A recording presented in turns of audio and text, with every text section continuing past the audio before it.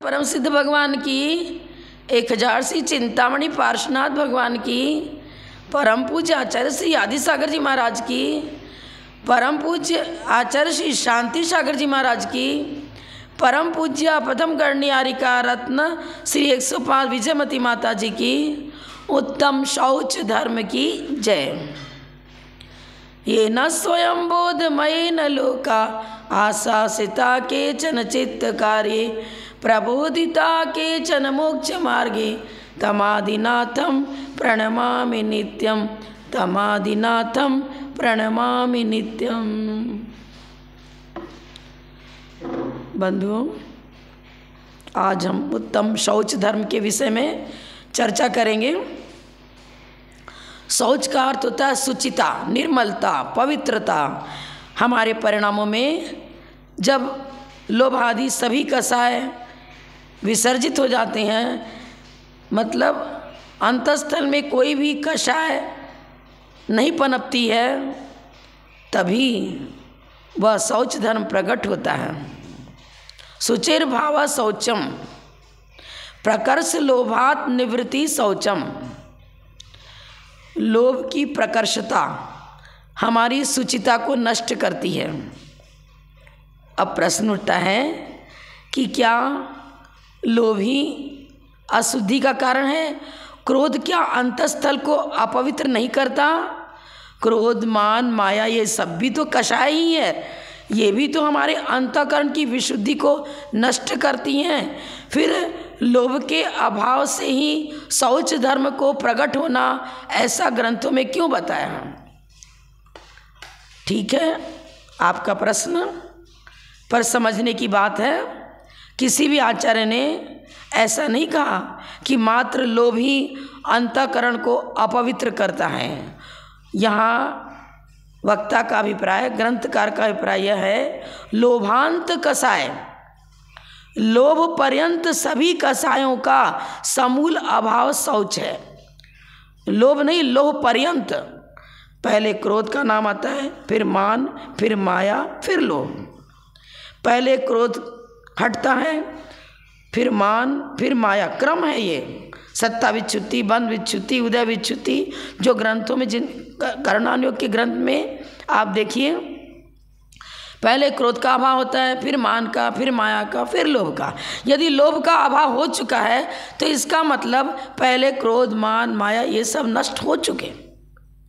कोई विद्यार्थी 8वीं कक्षा का छात्र है तो स्पष्ट है कि 7वीं कक्षा तक वह उत्तीर्ण हो चुका है, तभी तो 8वीं कक्षा में प्रविष्ट हुआ।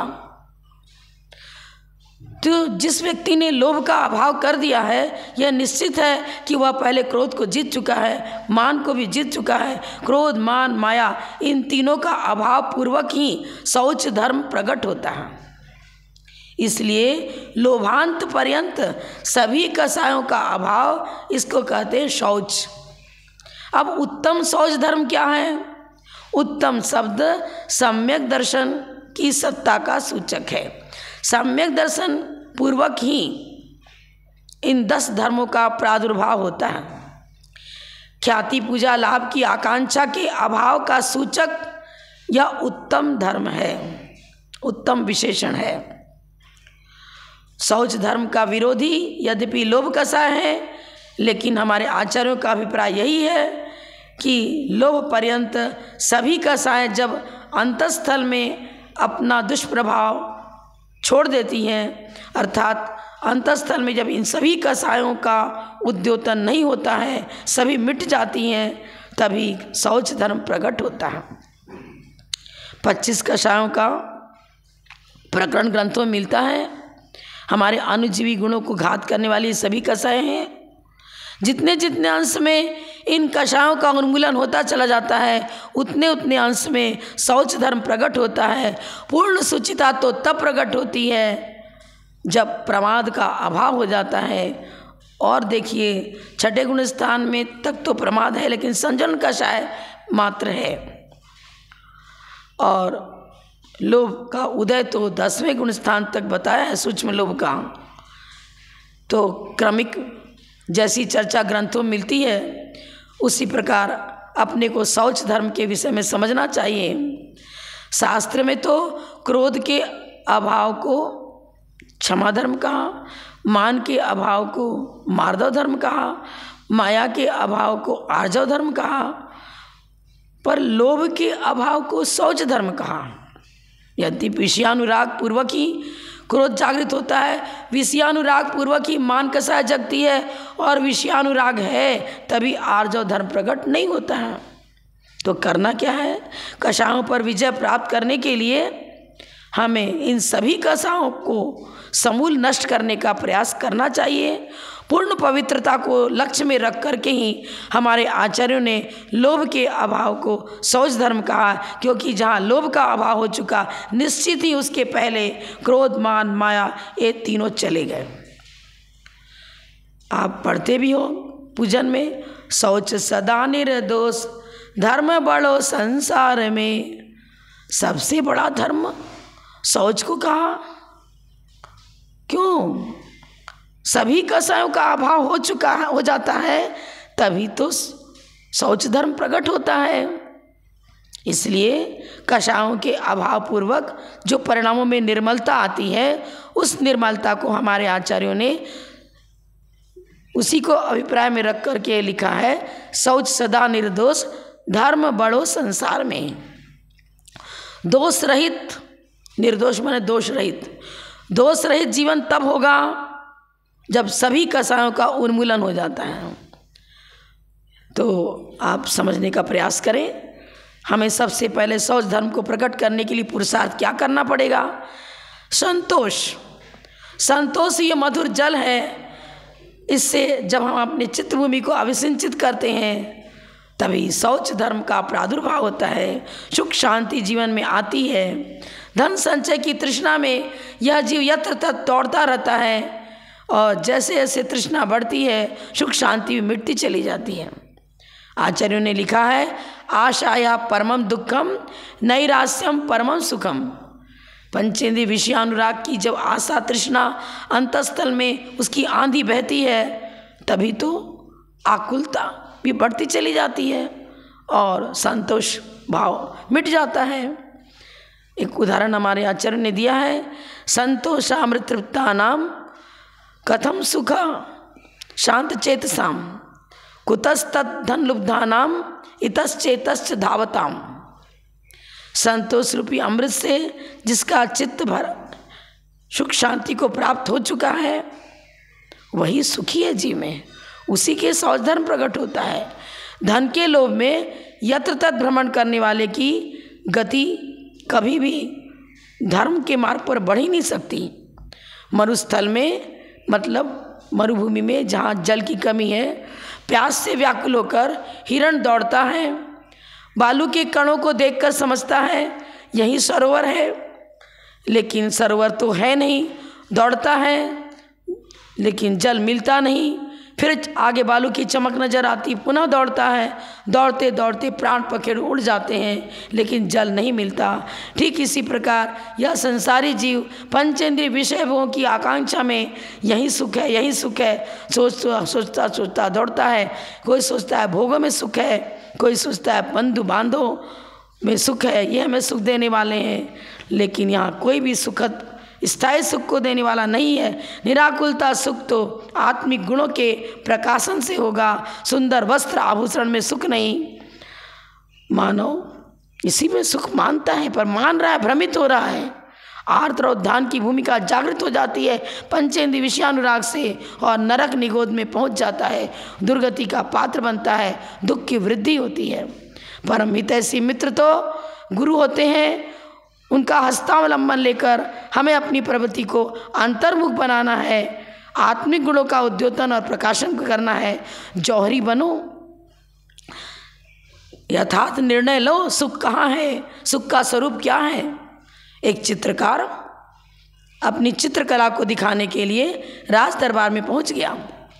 राजा से कहने लगा, मैं बहुत अच्छी चित्रकारी जानता हूँ, आपके राजभवन में मुझे अपनी चित्रकला दिखानी है। राजा ने एक बड़ा हॉल दिया उसे और समय दिया, 6 मास का समय देता हूँ, आप अपनी चित्रकारी इस दीवार पर करो, अलग अलग सामने की दो दीवार, एक दो चित्रकार थे, एक को दाहिने तरफ की दीवार पर चित्र बनाने के लिए बात कही और दूसरे को बाएं तरफ जो दीवार थी उस भित्ति पर चित्र बनाने की आज्ञा दी और 6 महीने के अंदर कहा कि मैं पुनः आऊँगा और आपकी चित्रकारी देखूँगा।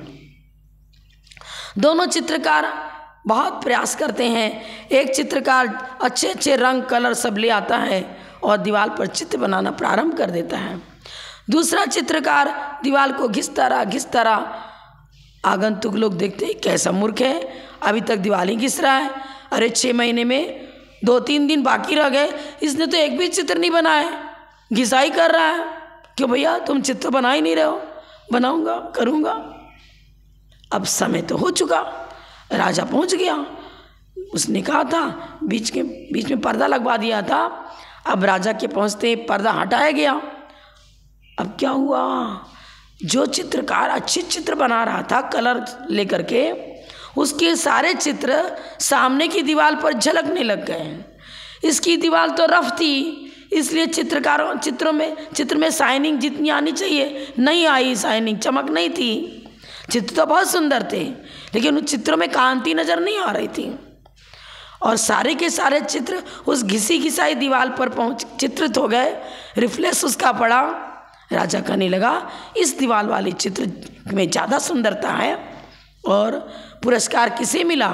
जिसने कोई भी चित्र नहीं बनाया था, मात्र दीवार की घिसाई करी थी, वह प्रथम पुरस्कार का पात्र बनता है। कहना क्या चाहती हूँ मैं समझ चुके होंगे। अंतःकक्ष की घिसाई करो। अंतःकक्ष किस लिए हमारा रुखड़ा हो रहा है?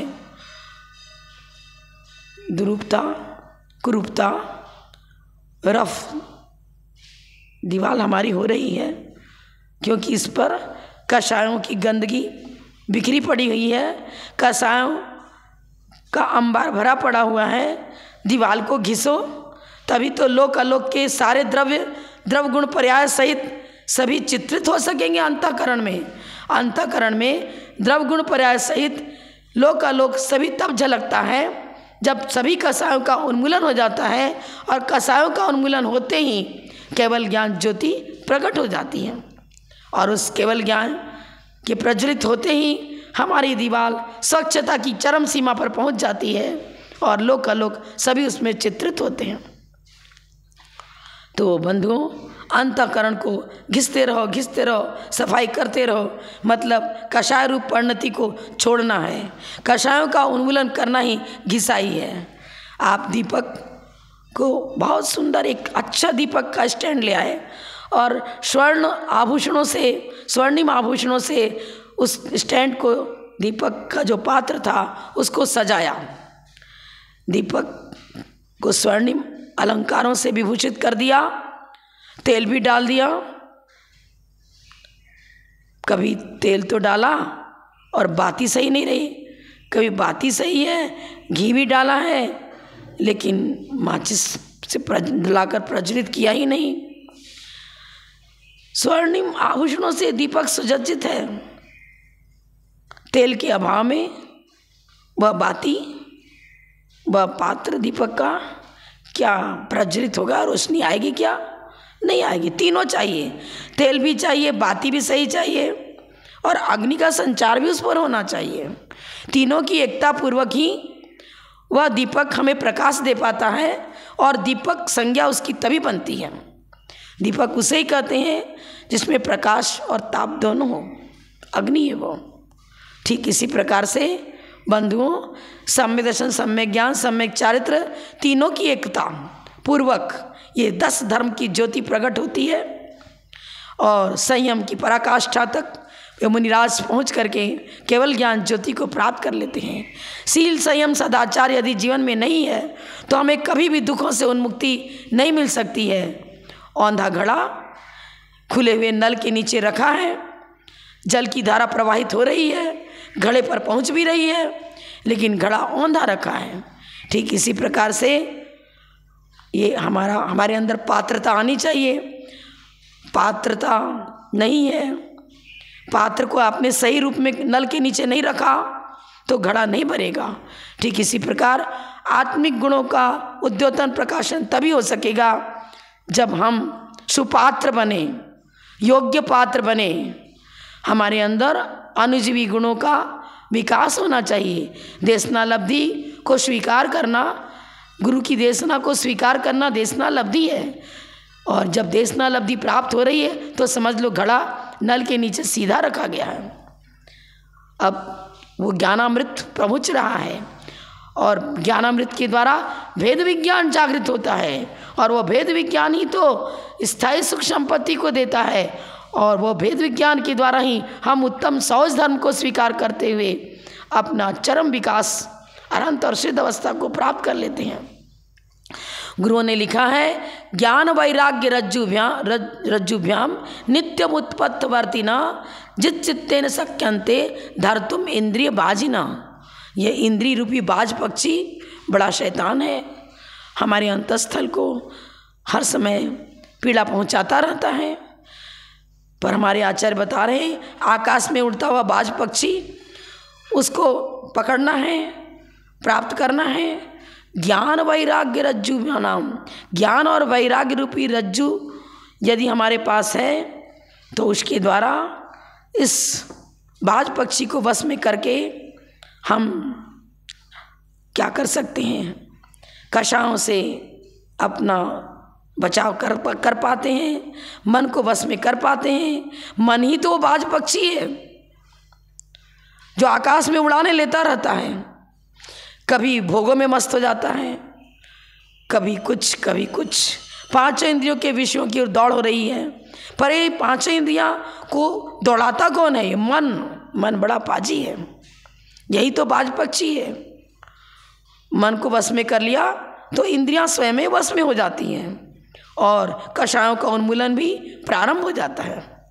तो हमारे आचार्य लिखते हैं, यथा यथा ऋषि कानी सवशम यान्ति देहिनाम तथा तथा स्फुरत्युच्चै हृदय विज्ञान भास्करम, तथा तथा स्फुरत्युच्चै हृदय विज्ञान भास्करम। भेद विज्ञान, केवल ज्ञान ज्योति, केवल ज्ञान रूपी भास्कर कब उदित होगा? अंत कक्ष की अंत भूमि पर। इस केवल ज्ञान ज्योति को जागृत करना चाहते हो तो ऋषि कहानी माने इंद्रियों को जैसे जैसे इंद्रियां कंट्रोल में आती हैं वैसे वैसे ज्ञान रूपी ज्योति प्रकट होने लगती है। और जब संपूर्ण कषायों का उन्मूलन हो जाता है उसके बाद केवल ज्ञान ज्योति जागृत होती है। वो भेद विज्ञान ज्ञान की पराकाष्ठा को जन्म देता हुआ स्थायी सुख शांति को प्रकट कर देता है। हमारे आचार्यों ने लिखा है, वेद विज्ञान के बिना हम कभी भी उत्तम सौज धर्म की चरम सीमा तक पहुंच ही नहीं सकते, किसी हालत में नहीं पहुंच सकते। तो भेद विज्ञान, भेद ज्ञान साबुन कहो समता समरस नीर, धोबी अंतर आत्मा धोवे निज गुण चीर। अरे इस वस्त्र को तो न जाने कितनी बार धोते हो, पुनः पुनः गंदा हो जाता है, लेकिन अंतःकक्ष को कभी स्वच्छ किया नहीं। यदि एक बार स्वच्छ कर लेते तो फिर गंदगी आती ही नहीं। स्थायी स्वच्छता और निर्मलता यदि चाहिए तो निज गुण चीर, अपने आत्मिक गुण चीर। आत्मिक गुण ही तो चीर हैं, यही अलंकार है, यह वस्त्र है, यही हमारी सुरक्षा और सुख शांति का प्रतीक है। पर भेद विज्ञान रूपी साबुन की आवश्यकता है, समता रूपी समरस नीर की आवश्यकता है। और धोने वाला कौन? कपड़ा कौन धोता है? धोबी। अंतःकरण की शुद्धि कौन करता है? महामुनिराज। यहाँ मुनिराज अपने को ही धोबी बता रहे हैं, लेकिन वो कौन सा धोबी? ये बाह्य वस्तु उनके पास है ही नहीं, वो तो दिगंबर साधु हैं। वो अंतःकरण कौन सा वस्त्र ऐसा है? वे आकाश रूपी वस्त्र को धारण करने वाले हैं, आकाश ही उनका वस्त्र है और वही उनकी सुरक्षा का प्रतीक है। अंत आत्मिक गुणों को यहाँ मेरा चीर बताते हैं, वस्त्र बताते हैं। वो आत्मिक गुणों से अपने जीवन की रक्षा करते हैं। जो अंतःकरण में डुबकी लगाता है उसे न सर्दी लगती है, न गर्मी लगती है, न उसके अंदर विकार भाव जागृत होता है। विकारों को बस में नहीं कर पाते हैं तो वस्त्र धारण करने की आवश्यकता होती है। और जो कषायों को जीत चुका है इन्हें उसे इन बाह्य वस्त्रों की आवश्यकता ही नहीं है। वो तो अपने आत्मिक गुणों में डुबकी लगाता है, वही वस्त्र है, वही अलंकार है और वही उसके जीवन का श्रृंगार है। वही आत्मिक सुख शांति को देने वाला है। हमारे आचार्य बताते हैं, देखो आपने छडाला में पढ़ा होगा, तू नित पौखे यह सूखे जो धोवे त्यो मैली, निस्दिन करे उपाय देह का रोग दशा फैली, मात पिता रज वीरज मिलकर बनी देह तेरी, हाड़ मांस नश लहू राध की प्रगट व्याधि घेरी। क्या है? मलमूत्र से बना हुआ है शरीर, सब धातु निरंतर दुर्गंध को ही जन्म देने वाला है। कितना भी धोते रहो इस शरीर को, मल के साफ करते रहो, ये तो पुनः दुर्गंध ही देगा। मलमूत्र ही से पैदा होता है। काजू किशमिश अखरोट खूब खा लो, अच्छे अच्छे मिष्ठान पकवान खा लो, लेकिन बनता क्या है? सब धातु का ही निर्माण होता है और वो मलमूत्र के रूप में दुर्गंध को ही जन्म देता है। कभी भी इस शरीर को आप शुद्ध कर नहीं सकते हो। मात्र जैन धर्म एक शक्ति है जो इस औदारिक शरीर को परम औदारिक रूप देता है, और परम औदारिक शरीर होने के बाद सब धातु होता नहीं।